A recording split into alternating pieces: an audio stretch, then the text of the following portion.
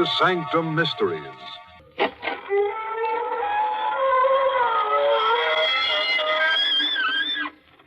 Good evening, friends of the Inner Sanctum. This is your host to welcome you through the squeaking door. Say, do you ever find that you can't get a certain face out of your mind? Until you do go out of your mind? Like me and a guy named Joe, for instance. I ran into Joe accidentally the other day over at the city morgue. And Joe's been haunting me ever since. I can't get over the smug way he deadpanned me and then gave me the old cold shoulder routine. I don't want to cry, baby, but I dug down plenty time and again to keep Joe from going under. But no gratitude. No gratitude at all from Joe. Mister, I'm finished with Joe for keeps.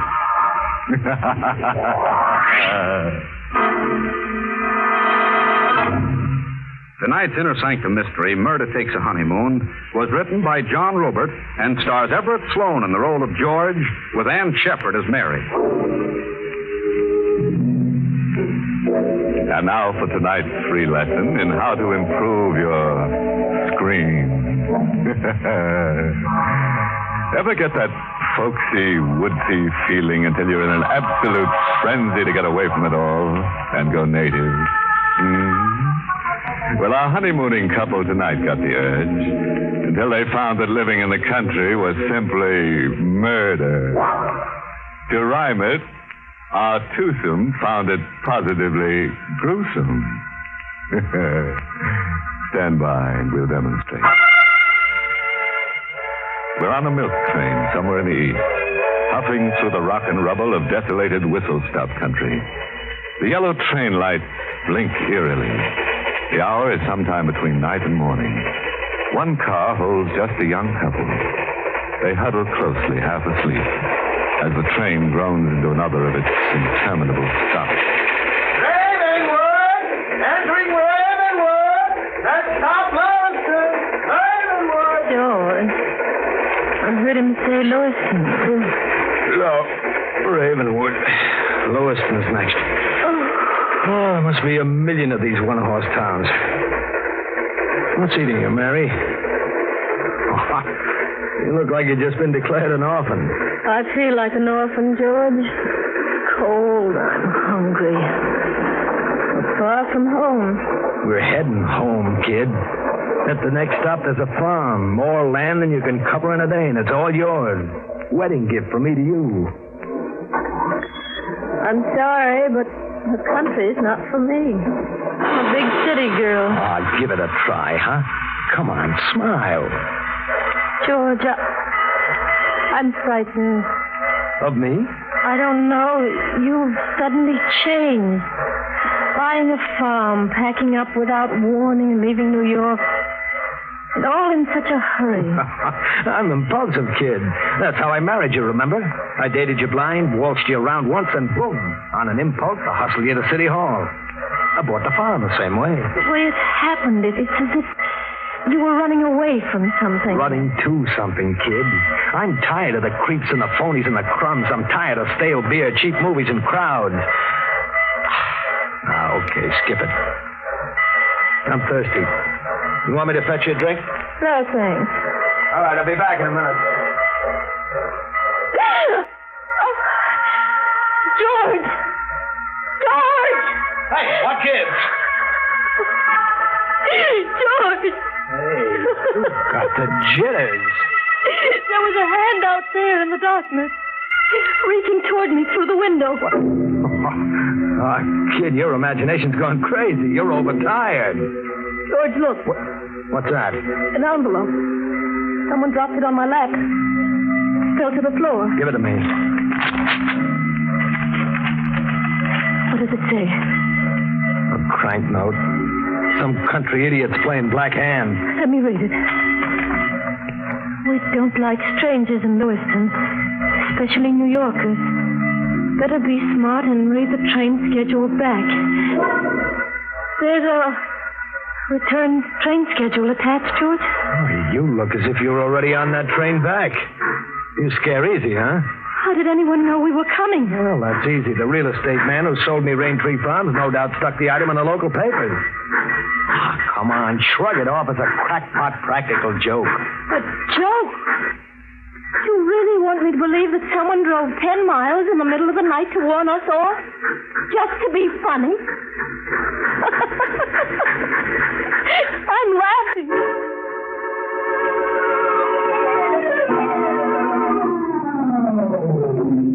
Lewiston! Come on, Mary. Grab that other suitcase. Come on, step on it, kid. Right, your step.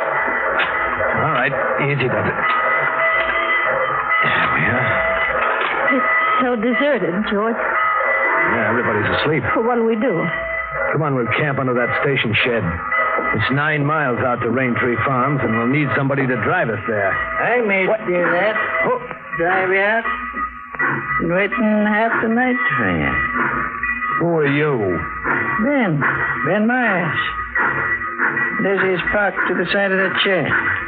You said you've been waiting for me? I did. I'm your neighbor. The shack's just around the bend from Rain Tree Farms. Thought you and the lady'd be glad not to spend the night in the weather. Ah, we're glad, all right, but how did you know we were coming? I read in the papers you bought the old place. But why tonight? Why not last night or tomorrow? How did you know I was coming tonight? I've been waiting last night. If you didn't come tonight, I'd watch for you tomorrow. The time ain't worth the leaking bucket. You coming? Yeah, sure.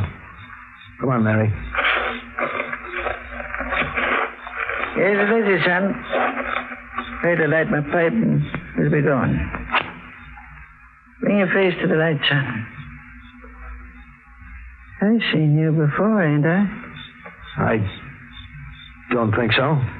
You never been around Rain Tree Farms? No, I've never seen the place. Funny, you should buy it then.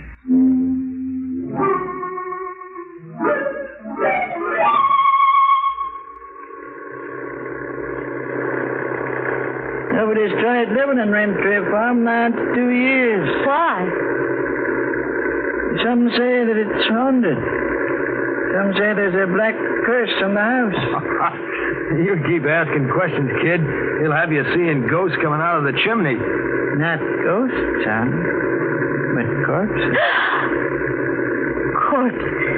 The last couple that tried living in Rain Tree Corners, they're dead in the parlor floor. I seen them with my own eyes. Dead. Nobody ever found out what killed them. Another mile to Rain Tree Farms, folks. Go on, kid. Grab yourself 40 winks. I can't. I daren't close my eyes. George, what was that? Stop the car. It was a bullet. Someone took a pot shot at me. Missed you by inches. Check. Almost a bullseye. Nobody's no slouch with a rifle. What's the angle on this, Myers? Can't say. Except that shooting comes naturally to these parts. This is hunting country. In the middle of the night, in the dark? Oh, night's light enough for shooting. Folks around here'd rather shoot than sleep. I'm not swallowing that. Somebody tried to kill me. That's a pretty big idea, son. Yeah, well, the idea's even bigger. I figure maybe someone waited along that road in ambush and you fingered me. Maybe that's why you waited around all hours at the depot. You were to drive me to my murder.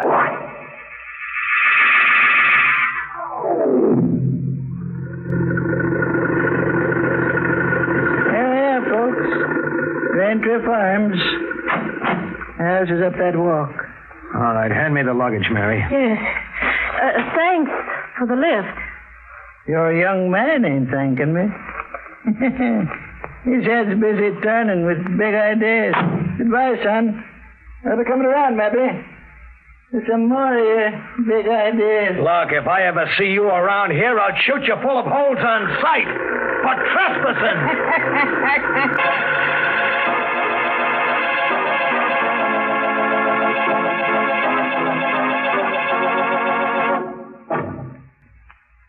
George, Yeah? about that shot on the road coming here, why would anyone want to murder you? You're a stranger. To keep me away from Raintree Farms, I guess. Why, if you own it? Why is a big letter, kid? George, you're concealing something. Who are you? George Stretch, your husband. A stranger to me until 10 days ago. Who are you, really? Oh, look, kid, you're letting some local crackpot give you the willies. Mary, a guy said something about for better or for worse just before I slipped a ring on your finger. Was it all a lot of idle talk? No, George. I meant it deep down. I'm sorry. That's more like it. What do you say we forget the spook stuff and hit the sack, huh? Coming? Mm-hmm. The way this joint sure needs a loving touch.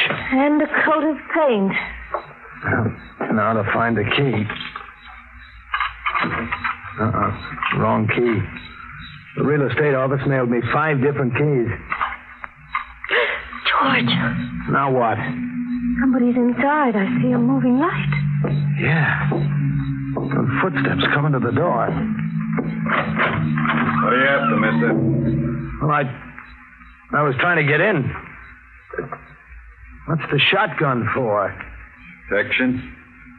You need it, yeah. I've seen you somewhere before, haven't I? No, you haven't. I've never been somewhere. Who are you?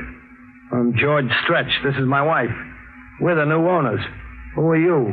Parker. Willis Parker. I mean, what are you doing here? Squatting? You broke in. No. I moved in. Just like that? Uh-huh. Abandoned place. Loaded down with county tax warrants. I bought a tax warrant and I'm in. I don't get it. Squatter's right. Go see a lawyer. You mean you won't get out? That's right. On what ground? Look, fella. Right now I've got possession of the premises. That's a big chunk of the law around here. I'm not going to stand out here in the dark arguing it out with you. Now beat it, fella. And take your valises and the dame. You're trespassing. This is a trick to turn me back. Through arguing with you. Start moving. The next one goes right in your breadbasket, fella. And keep going. Mary. Yes, George. Head for the deep shadows and then drop to your knees and flatten out quick. I'm sick and tired of being shot at. George, put that gun away. Down, I said. I'm not heading back with my tail between my legs. Bullseye for me. Who was it that said this was a shooting country?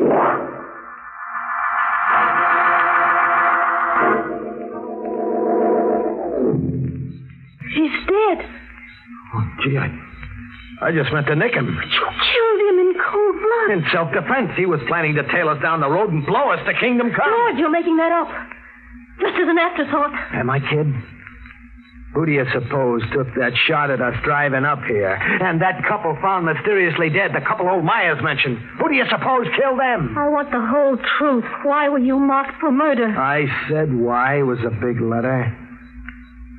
You gotta ditch Parker somewhere. Ditch him? Hide him to protect ourselves, then forget that it ever happened and go about our business. You're not going to the police? No, I'm going about my business, I said. George, what are you afraid of? You got me confused with the answer, man. I've got to know or I'll lose my mind. Both Ben Myers and Parker thought they recognized you. You have been here before. Never, I swear, never. They had me confused with somebody else. I'll play along my way for a while. My way is the only way, Mary. Any other way is no good. I'll get that kerosene lamp and follow along. I'm giving Parker's squatters rights to the first big ditch I find.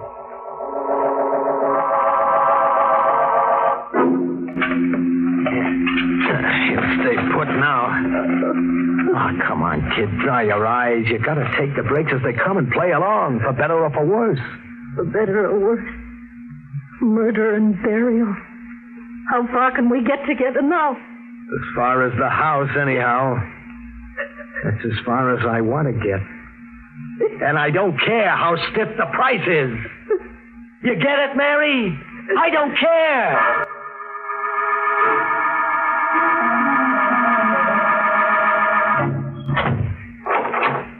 All right, now set the lamp on that table, Mary.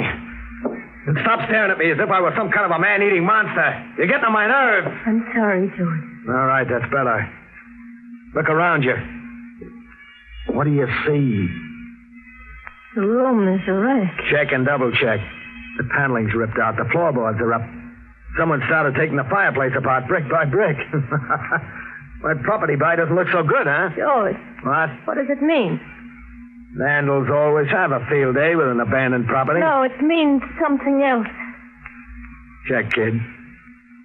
Parker holed up here looking for something. And you're looking for something, too. You're catching on, kid. That's why we're in this forsaken country. That's why you were marked for murder. What are you looking for, George? A couple of things. One of them's a stiff. A fresh-faced kid who called himself Johnny Morrow came out here about 2 years ago. He was never seen again. Alive. And you know why, Mary? Why? Because he's still here. My kid brother never left this house. Alive or dead. Whoever bricked up this fireplace and bricked it up to keep. George, if you find your brother, what then? Then I go right for item number 2, the jackpot. The jackpot? Do-re-mi, cash. Money piled as high as the Empire State. We parlay the corpse into a fortune. That does it. The hole's big enough to drive a truck through. Bring that lamp over. Closer. Closer, you dummy. Yes, George. See what I see? Walled in as if he was part of the building layout. Meet your brother-in-law, Mary. All right. Help me drag him out. Yes, George. Set him down over here. When he was a kid, he always came running to me when he got into a jam. There was a year's difference, but we were lookalikes. That's why the old man and Parker thought they'd seen you before. Check. They'd seen Johnny. Who killed your brother? His partner, a hoodlum named Wiley. Johnny and Wiley had pulled a payroll stick-up, a $50,000 job. Wiley tried to double-cross Johnny. Johnny holed up here with the payroll money. Wiley trailed Johnny out here, tortured him for weeks, and then killed him. Why? Why did Wiley torture Johnny? To find out where Johnny had stashed the money.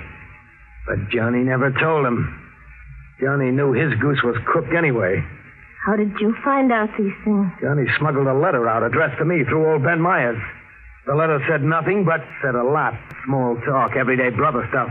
Wrapped around 2 key words. The words were, search me. As kids, we used to play treasure hunt with maps we made up and sewed in the lining of our clothes. $1 gets you 1,000 that Johnny has a map sewn in his clothes. Now you don't have to ask why anymore, kid. But what? Who was Parker, the man we found here? A crook who hung around with Wiley. And all the time that's elapsed, why didn't you come here sooner? I was busy looking for Wiley for 2 years, across the country and back again, in South America, Mexico. Wiley was always one jump ahead of me. I caught up with him a month ago in Tampico. You caught up with him? Well, what did you do? I gave him a dose of what he gave Johnny. And then I killed him.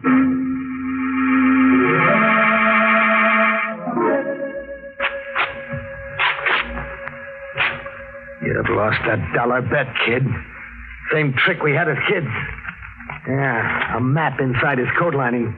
You can read it? Sure, like the ABC. The dough is buried in a can 5 steps from the back door to the barn. The dough is practically in my hand. George, you'll have to give the money back. Back? Huh? And give myself up with it, huh? Yes, if you can find the courage. And tell Johnny he died like a chump for nothing. And tell myself I was just a sentimental sap dogging it after Wiley right into Tampico. And maybe get down on my knees in front of that ditch out there and apologize to Parker for having put a slug in him. George, your mind. Out of my mind if I listen to you. I'll lend a hand. Grab Parker's shotgun and watch for intruders while I dig that can up. And then I'll bury Johnny right on the same spot. Yeah, I'll bury Johnny right where he stashed those 50 G's for his big brother to come and get.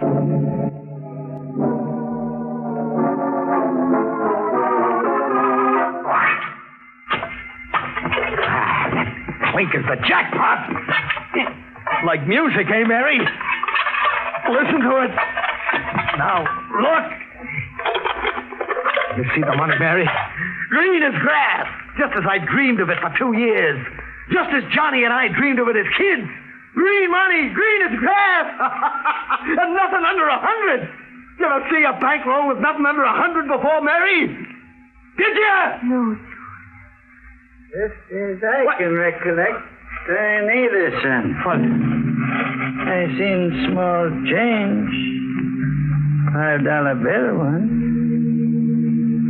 I ain't ever seen 100 before. What are you doing here, Ben? Rejoicing with you, son. I've been waiting and watching a long time for one of you to find that money. But I knew it was hid somewhere around here. And I'm an old man. There ain't much time for me to enjoy my share. How much is your share? I was calculating on a quarter, maybe. And I saw you put Parker away. Right now I'm calculating on, say, half. What are you calculating on doing with half? I don't know, for sure. Treat myself to something good. Maybe buy myself some more land. What do you say, son? You made yourself a deal, Pop. I'm going to give you all the land you need. You're aiming to kill me. George, no! I got to, Mary. I'm not killing you, old man. When you came visiting just now, you committed suicide. Get up against that tree and turn around. Maybe if I go back to calculating the quarter? I said you committed suicide. I'll bury you with $100 bill in your hand so you can treat yourself to something good where you're going. Ready? I said you was a winner, son. Guess I'm a loser. So long, sucker. Oh, Mary, you fool, you shot me. I had to do it, George. I had to save you from yourself. Silly fool. I was going to make you a queen. No, George. It wouldn't have been that way. After then, you would have had to kill me.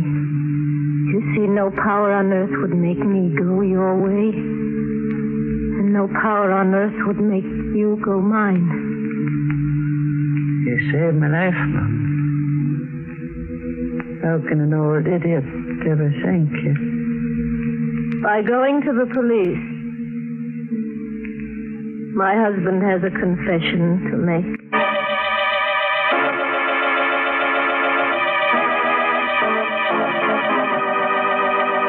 Oh, poor Mary. It got so she couldn't see the trees for the bodies. You know, until tonight I thought only Santa Claus came through the fireplace. Well, I guess everybody's doubling up everywhere nowadays. Like George. Mary's bullet left him doubled up. Still, that was a good choice of location. The fireplace for a corpse. Sort of, how to keep from growing cold.